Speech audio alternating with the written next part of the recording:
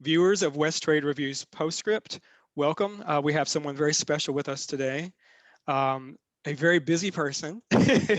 She does many, many things. Our guest today is Despy Boutris, whose writing has been published or is forthcoming in Agni, Plowshares, Copper Nickel, Colorado Review, American Poetry Review, the Gettysburg Review, Crazy Horse, and elsewhere. Currently, she teaches at the University of Houston and serves as editor-in-chief of the West Review, and she's also poetry editor at Gulf Coast. Despy, welcome. Thank you. Thank you, Ken. So happy to have you with us. Thank you. So let's just get right into this. So in an interview you did a while back with Jericho Brown, you mentioned that you had a tough high school experience and that you found literature and writing helpful at that point. Could you talk about that a bit, and how do you think your writing during that time helped you understand and process those experiences? Yes, excellent question. Yeah, I think high school is hard for most of us, and maybe particularly for me due to genetics and things outside of my control. But absolutely, I found, at worst, maybe an escape in literature, and at best, a means of articulating experiences and emotions that I didn't know how to share otherwise. In high school, I was really interested in visual art, and so I took an AP art class. And for my major capstone project, it was a mixture of visual mixed media, along with poems and texts that I had encountered and was struck by. And it was a meaningful experience. It wasn't necessarily a encouraging experience to others. It was very dark imagery, but I did survive it, so that's wonderful. And yeah, and English classes were always my favorite because we got to read things, and I got to experience another life, even for only 200 pages. Great, great. So what was it about the high school experience? You said it was genetics and these types of things that made it difficult for you. What was it specifically? And what was it about the writing that sort of helped you through it, would you say? Yes, so genetics, that's just, my father has depression and anxiety. My grandfather had it. I too. So that's a lot of fun. Yes, and literature. I mean, often I was interested in reading memoirs back then, wherein people discussed enduring similar experiences and ultimately came out the other side, lived long enough to write about it and to sort of feel like they're on the other end of it, which was productive to me because, you get to see some notion of hope at the end, even though the actual, content was dark for the majority of the book. Are there any particular writers who've written about similar experiences like that you sort of admire and have responded to yourself that come to the top of your head there? I really enjoyed reading Sylvia Plath's journals. Yeah, I think, and her poetry. Because, don't we all? The question of high schooler is like Sylvia, and with her and Sexton, and then two of my favorites. You have excellent taste. And then I really enjoyed Portia de Rossi's Unbearable Lightness, about her struggle with her eating disorder. I think it's called It's Kind of a Funny Story. I forget the author's name. He ultimately killed himself, so that's unfortunate. But I did enjoy the book. Wonderful. So in addition to being a poet, you teach and you are an editor yourself. So how do you find a balance between your responsibilities as a teacher and an editor, which can be, both of those things are very physically and emotionally draining sometimes. How do you find the time to create a space that allows you to create, poems and the microfiction and the things that you do? For me, my inspiration for writing comes from reading most of the time. When my students get stuck, I'm like, okay, well, here's a bunch of poems you might read, and they usually encourage something in them. So for me, reading my students' poems and reading poems that people submit to Gulf Coast or to the West Review often makes me want to try their, unusual form, or create a image inspired by theirs. So for me, that helps quite a bit. The idea that there is overlap, and you can allow yourself to learn from other poets, even if they have less experience, even if they're younger, because everyone brings something interesting. Yeah, I think that's true. I know recently we just accepted a poem for West Trade Review that was by a poet who was pretty young and had never published before. And honestly, it was just an astoundingly beautiful piece that was very visceral and just sort of hit me in the gut, It is always kind of really exciting to encounter a poet who hasn't been published before and sort of feel like you've discovered them. So that's exciting for West Trade. It is exciting. And but back to the part of, I guess, managing your time. How do you find time in your very busy schedule? Because you publish a lot, you edit, and you teach, and you do all these things. How do you find the time necessary that when you don't feel physically drained, that you feel like you can create? Because I know, speaking for myself, sometimes I'm so tired that I just don't have the energy to be creative in that space that I want to be in. In other words, sometimes as a writer, it's kind of hard to get to that place where you can allow yourself to just be free enough to do your thing as a poet. How do you do that? Yeah, a lot of my friends are fiction writers, and they have sort of a set schedule wherein, they force themselves to write their novel 3 hours a day or 5 hours a day or 7 hours a day. And in my experience, you can't just kind of make yourself write a good poem in the same way. It's not about the amount that you're able to write, but the muse and actually, writing something powerful. So for me, I try not to put pressure on myself when I don't have the mental or emotional energy to write, because when I do, it's just a bad poem. And so generally I write more during summer vacation when I'm not also teaching, and a little bit more during winter break, just because I have a little bit less stress elsewhere. So sometimes I'll write like 10 poems in the summer and then not write anything for months, which is different from a lot of folks who, write one poem a week or 10 pages of their novel a week. Right. So as you mentioned in your bio, or as was mentioned in your bio, you're editor-in-chief of the West Review, but you're also poetry editor at Gulf Coast. What has your time as an editor taught you about being a poet? I think it has taught me more about submitting than it has about poetry in itself. Just because I used to, feel deeply offended every time I got a rejection.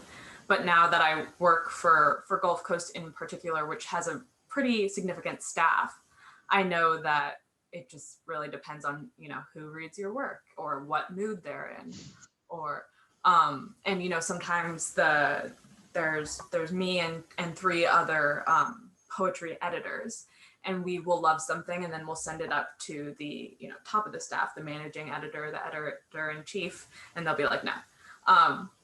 So that has been a little bit reassuring in that now I'm not like, oh my God, you hate me, and all of your editors hate me. I'm like, no, like one person who, is maybe into super experimental poetics or super formalist poetics read my poem and was like, what is this? So that has been really helpful. And then also how to construct a strong cover letter or a professional cover letter, a good bio, the power of spelling an editor's name right. Because, I have a difficult name. It's very Greek. And, there are so many times I've been called Despy Boutris. And, it's right there. It's right there for you to see. That's not a great way to make a good first impression. No, it's not. Or to use the editor, the editor of another journal's name in your cover letter to that journal. I've seen that too. Yes. not a great way to start things off. So that's mostly it. In terms of poetry itself, it seems like a lot of, I've just seen so many good poems that it has made me more reticent to share poems I don't love, or maybe poems I love but are like kind of terrible, because I know what other folks are sending out, and they're very well curated, and often they feel like they have been edited and revised, and they're perfect, right. And sometimes I will get excited about a poem even though I've just wrote it and send it out, and then I'm like, oh no. Yeah, So been there, done that. I think that's good advice for someone though to think about that whole rejection thing of it's like you said, it's about that person's mood that day. Sometimes as an editor, I'll go back and I'll read something several times over several different days just to make sure I still feel the same about it. And sometimes my perspective changes, so it's a crapshoot when you send something into somewhere, right, for all those reasons that you mentioned. Yeah. And I don't think a lot of people understand that. So right, I think you have to have experienced the editor's side to know. So I'm glad I do now, but it was rough for a little while. Oh yeah. So what would you say your poetry superpower is? Like, in other words, what are your biggest strengths as a poet, and how have any of your own poetic influences, like maybe Sylvia Plath or Anne Sexton or someone like that, how have those influences sort of shaped that superpower that you sort of see yourself as having? I think I have a good sense of music, which, for me is one of the big important things. And it's something that you can practice and improve at. And then there's some people who are just so incredibly, gifted at that naturally. I think I fall into the former group rather than the latter. But I've learned, right. So Sylvia and Anne are both excellent examples of creating music. Sylvia a little bit more, right, because she's a little bit more of a formalist. Also, Elizabeth Bishop has been a big one.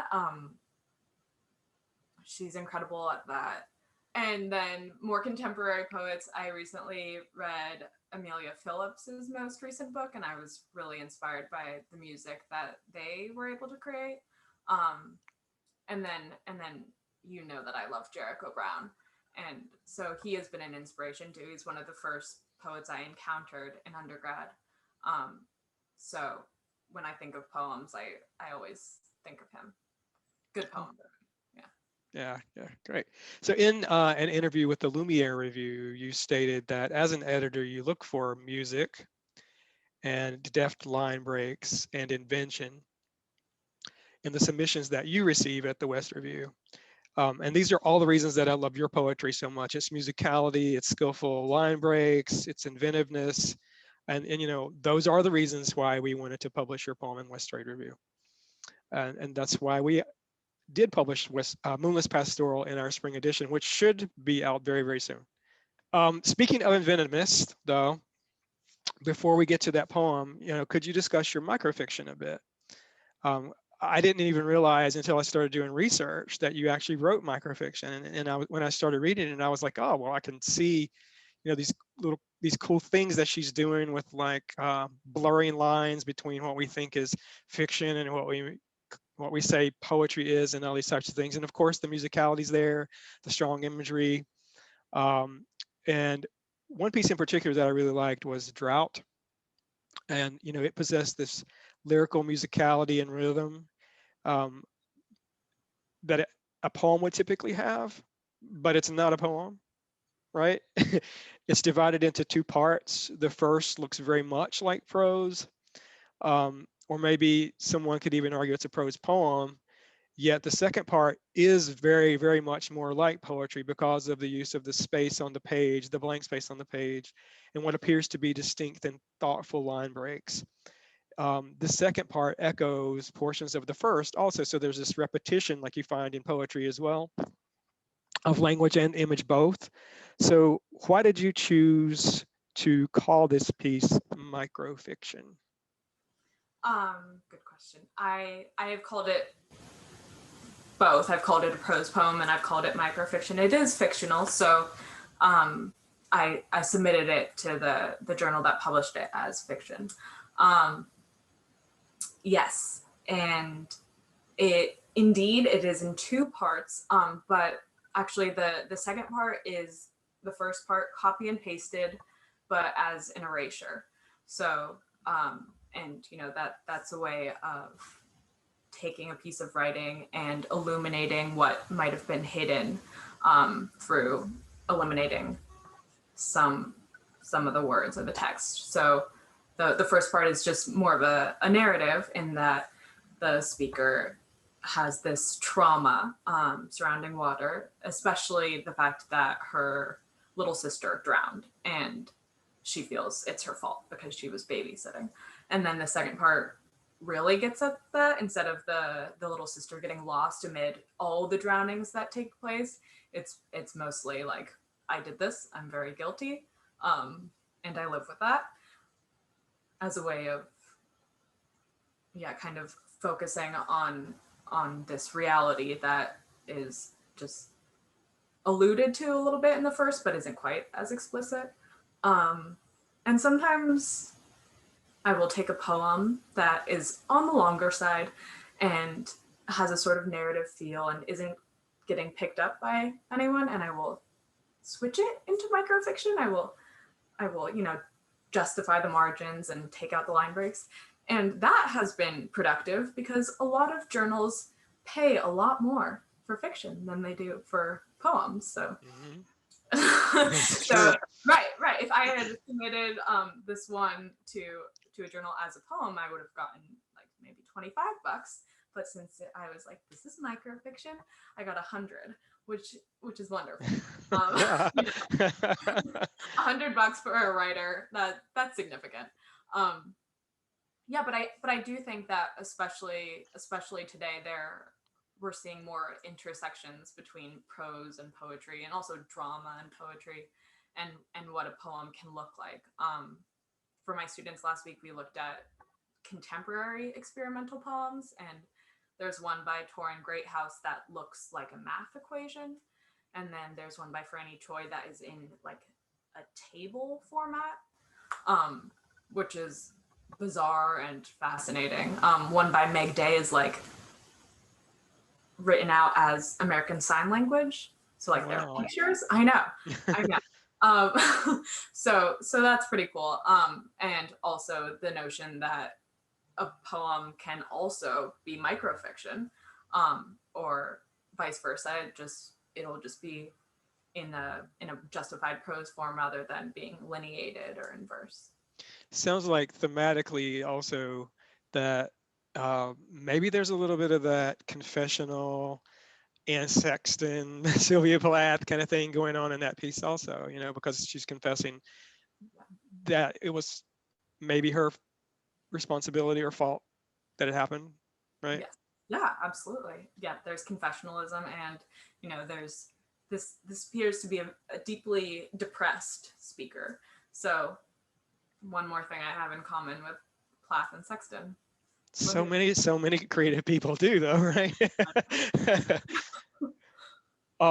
So how does a piece begin for you? And when or how do you decide if it will be poetry or microfiction or an inventive blending of the two, or maybe even something else entirely? For me, a piece generally begins with an image that I'll want to construct a narrative around. So I'll come with that up with at first, and maybe it'll end up, in the middle of the poem. For Moonless Pastoral, it was those moths just, essentially committing suicide by just hitting the porch light over and over. And that's consistent for me. And then in terms of whether it'll end up as a, micro creative nonfiction or micro fiction or flash fiction or poetry, or I have a few poems that are in the form of a play. That's more tonally, I think. So the narrative poems that often are fictional, maybe they don't benefit very much from line breaks. Often they do. And so sometimes I'll submit something as both a poem and as prose. Because I think you do miss out on some opportunities by not using verse and line breaks, because line breaks are so important and they can create, additional units of meaning, really heighten tension. But then sometimes they just don't feel right, either because that makes the poem span 5 pages, which is too much for me. I don't like that. Or just because it's such a chronology and such a story that doesn't work.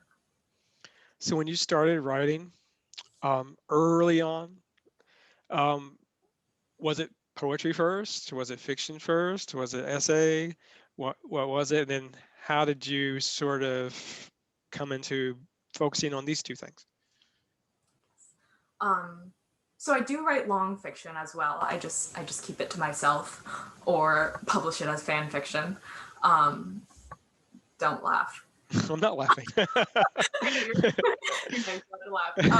Yeah, so I do write long fiction as well, but it's time consuming and scary. Yeah, I started out with a fiction background and then ultimately took a poetry class in college because there was space in the class, and the other one, there was a long wait list.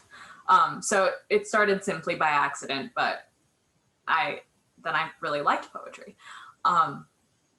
Yeah, so I think my background in fiction really affects my poetics. I wrote about this a lot in my thesis, in that, a lot of the poems include ample fiction in them. There's, some truth and the voice might be mine, but the events in the poem aren't necessarily true to my lived experience. So, and I don't know that people who just start in poetry and they start with reading writers like Anne Sexton and Plath and Coleridge, who are writing so personally about their own experience, know that there's the capacity even to include some fiction and how these things overlap. So that's why my work is the way it is. I think that's fascinating, though. I do. I think that's super cool.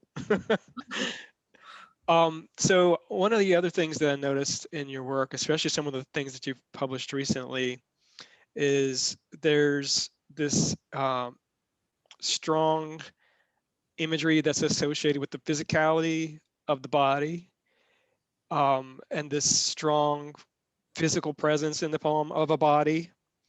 And it's often juxtaposed then with these absences of different types, or this idea of being bodiless or outside of the body. So what is the source of that tension between the physicality and this absence that keeps appearing, at least thematically or in the imagery of your work recently? Yeah, absolutely. Yeah, there are ample poems that say something like, I don't want to be a body, or I want to be bodiless, or I want to be the lake. And thematically, that has a lot to do with my speaker for my manuscript in progress, having a lot of trauma around the body in particular, as she developed from from cisgender men who, sexually assault her or sexually harass her or watch her in a very predatory way. So she has this feeling that her body is a source of danger for her, and especially, her adult body or at least socially perceived as adult, is some sort of battleground where people want to ravage her. So that's a lot where that comes from. And then also I think just living in a feminized body where there are so many expectations. I think that's true for all bodies really, but sometimes, you just want to be a floating entity or bodiless essentially, where you don't have all those pressures all around you all the time and you don't have anything to resent. So that too is why it comes up over and over again. So this, what I perceive to be an absence in your poems that you're creating, or this space that you're creating, is it an absence at all, or is it just a space that's created within the poem that allows the connection with the natural world and the landscape? Because I see that a lot in your work too, this seeking connection. And it seems that a lot of that connection is happening between the speaker and the landscape around them. And I guess my question is, what role do you intend for the landscape to play in some of your works, if any? And I'm thinking here, for instance, of your poems Baptism, Self-Portrait of Lake, and Self-Portrait as Landscape, but I noticed it in other pieces also. Yeah, so for me and for my speaker, there is often solace found in nature. There's also trauma. You noted that I have fire in a lot of my poems, and that's because living in California, that's just a constant fear. My parents have their grab bags in the car at all times. We live in a regional park, so there's forest all around us. So there's always the imminent danger of the house burning down. But it also has served as a place of refuge. And yeah, and like I said, solace and safety. I mentioned the dangers that my speaker and I have encountered in terms of existing in a body and being surrounded by other people, some of whom are not good people, violent people, sexist certainly, and right, and if you're alone in the natural world, surrounded by only trees or water, there's a certain sense of safety there, I think sometimes. So that, especially the lake, for me, there's a lake right by my house, and it's just huge and open. It's empty for the majority of the year, and it's just a place wherein one can find utter solace in the natural world, if they're not thinking about all the people who have drowned there. Which you do sometimes think about.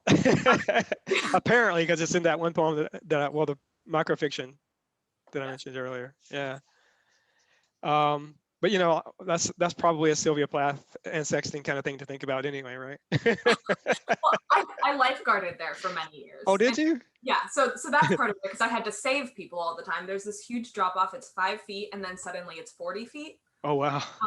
Yeah, so people would begin to drown quite a bit,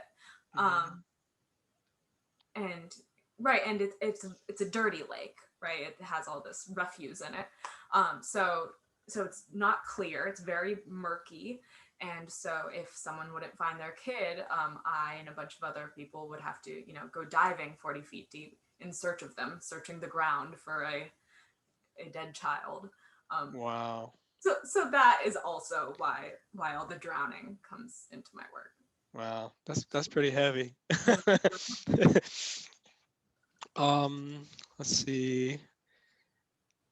So back to the idea of fire, like I'd mentioned to you before, I noticed that it's kind of a recurrent image, and the wildfire thing, I could see why that would maybe make it present in a lot of your work because that's apparently a regular thing now, right? But I noticed it in These Trees, No Fire, The Way My Body Knows Touch, and Self-Portrait as Flames. And so sometimes the fire in the work is like a destructive force, but other times it's lustful and sexual. At least it is for me. And sometimes it's simply painful, but either way, it elicits this really deep, deep emotional, visceral response. And so I was wondering, how does that fire end up in the poem sometimes, that imagery? Where is it coming from? And maybe it's just the simple explanation you gave a little while ago of, well, it's just because we have wildfires all the time and we feel the danger. But is it something else too, maybe? Yes, absolutely. So for Self-Portrait as Smoke and Flames, which you mentioned, it's more about culling the trees and the positive effects and sort of rebirth that comes with fire. Right, I mentioned I live in a forest and we have controlled burns. You know, there's these invasive eucalyptus, and the rangers take care of the new trees, which are the ones that cause wildfires, and and maintain the old ones. And right, and it's a solution, or at least a way to control the number of fires that we encounter. And then I took a class on Genesis and myths of that time. We read Gilgamesh. Genesis was the big one for me, and a different way in which to think about my poems. So I think I wrote a few of the other ones you mentioned while taking that class. So I was reading about Sodom and Gomorrah, etc., and this notion that flames are a way to respond to sinful behavior. People in Sodom and in Gomorrah suck, and they are anal rapists. So I think it's more about them being rapists than them being gay that God struggled with. But I went to Catholic school, so yeah, there's often a connection between the more sexual poems and the ones with fire, and in part that is because the speaker is reckoning with her desires and her, the puritanical notions that she must in turn be punished. Well, I can totally relate to that. I grew up Baptist, so. Hellfire, damnation, all that. Now we have some sort of complex. Yes, we do. So let's turn to your poem that we published in One Straight Review, Moonless Pastoral. The first line of your poem begins, "Tonight an empty sky alone." So we go back to this idea of absence again. And at the same time, expansiveness. Empty sky, big, expansive, but the speaker's alone.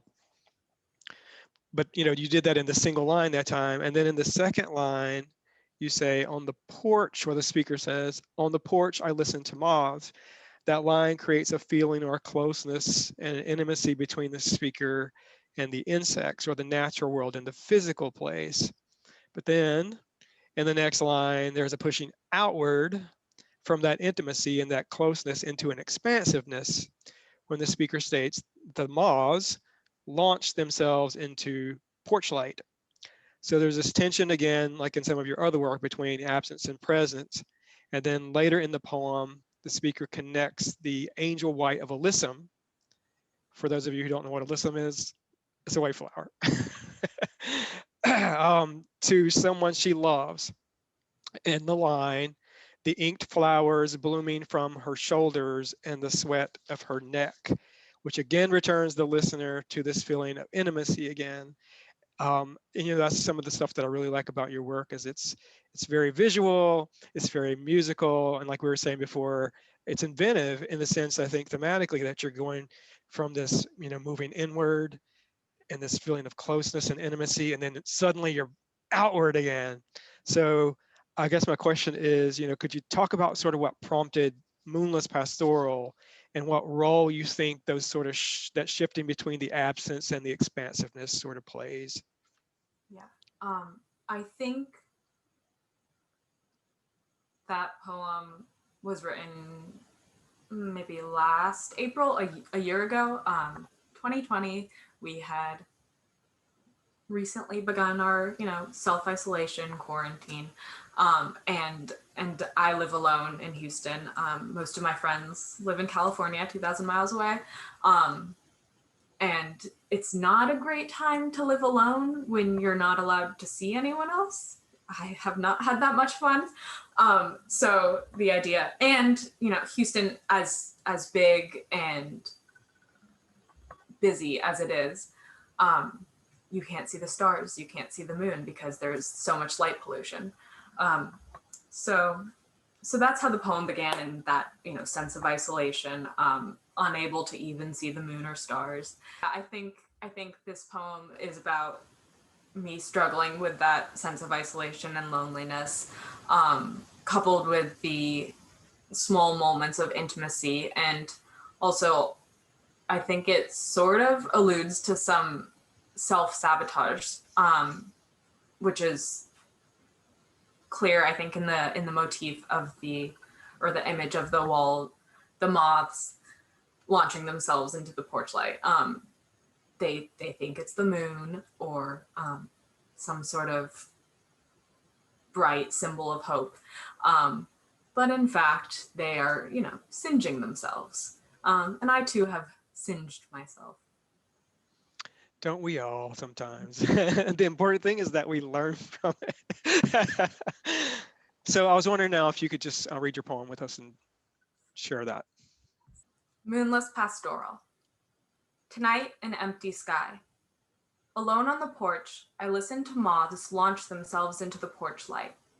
Some nights, I walk the roads alone. Let rainfall christen me. I suck down honeysuckle and hope the sweetness takes root. Ivy along the fences, sky that purples at dawn, angel white of alyssum. The scent of someone I love, the inked flowers blooming from her shoulder, the sweat of her neck. I sleep best in a bed of daisies, in clover that leaves my dresses stained green. Nature trying its best to hold me, the scent of mildew, the sky above empty, expanding. So beautiful. It really is. Thank you so much. And thank you for joining us today. And viewers of PostScript, if you really like this episode, like our posts, like our channel on YouTube, and follow us on social media. And again, Despy, thank you so much for joining us. We really appreciate it. Thank you.